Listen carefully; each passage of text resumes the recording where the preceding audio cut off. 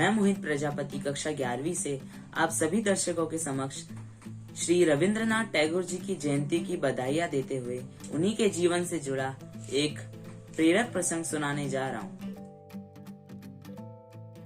जब रविंद्रनाथ उस समय की 51 वर्ष की उम्र में उनके बेटे के साथ इंग्लैंड जा रहे थे। समुद्री मार्ग से भारत से इंग्लैंड जाते समय उन्होंने अपनी कविता संग्रह गीतांजलि का अंग्रेजी में अनुवाद प्रारंभ कर दिया।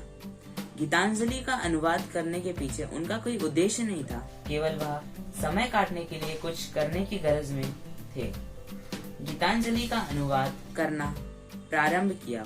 उन्होंने एक नोटबुक में अपने हाथ से गीतांजलि का अंग्रेजी अनुवाद किया। लंदन में जहाज से उतरते समय उनका पुत्र सूटकेस को वहीं भूल गया जिसमें वह नोटबुक रखी थी। इस ऐतिहासिक कृति की नियति में किसी बंद सूटकेस में लुप्त होना नहीं लिखा था। वह सूटकेस जिस व्यक्ति को मिला उसने स्वयं उस सूटकेस को रविंद्रनाथ टैगोर तक अगले ही दिन पहुंचा दिया। लंदन में टैगोर के अंग्रेज मित्र चित्रकार रोथेस्टिन को जब यह पता चला कि गीतांजलि को स्वयं रविंद्रनाथ टैगोर जी ने अनुवादित किया है, उन्होंने उसे पढ़ने की इच्छा जाहिर की। गीतांजलि पढ़ने के बाद रोथेस्टिन उस पर मुग्ध हो गए। उन्होंने अपने मित्र W.P. ईट्स को गीतांजलि के बारे में बताया और वही नोटबुक उन्हें भी पढ़ने के लिए दी। इसके बाद जो हुआ वह ऐतिहासिक है। ईट्स ने स्वयं गीतांजलि को अंग्रेजी के मूल संस्करण का प्रस्तावना लिखा।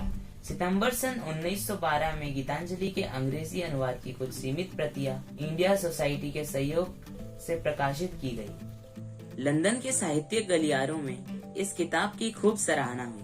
जल्द ही गीतांजलि के शब्द माधुर्य से संपूर्ण विश्व को सम्मोहित कर लिया।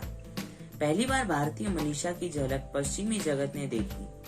गीतांजलि के प्रकाशित होने के एक साल बाद सन 1913 में रविंद्रनाथ टैगोर को नोबेल पुरस्कार से सम्मानित किया गया। टैगोर सिर्फ महान रचनाधर्मी ही नहीं थे, बल्कि वे तो पहले ऐसे इंसान थे जिन्होंने पूर्वी और पश्चिमी दुनिया के मध्य सेतु बनने का कार्य किया था। टैगोर केवल भारत के ही नहीं, समूची विश्व के साहित्य, कला और संगीत के एक महान प्रकाश स्तंभ है, जो स्तंभ अनंत काल तक प्रकाशमान रहेगा। इस प्रेरक प्रसंग से हमें यह शिक्षा मिलती है कि हमें हमारे खाली समय को किसी अच्छे काम में लगाना चाहिए और उसका सदुपयोग करना चाहिए, क्योंकि हमें नहीं पता कि हमारा उस छोटा सा नेक काम का फल कितना बड़ा हो सकता है। धन्यवाद। हरि ओम।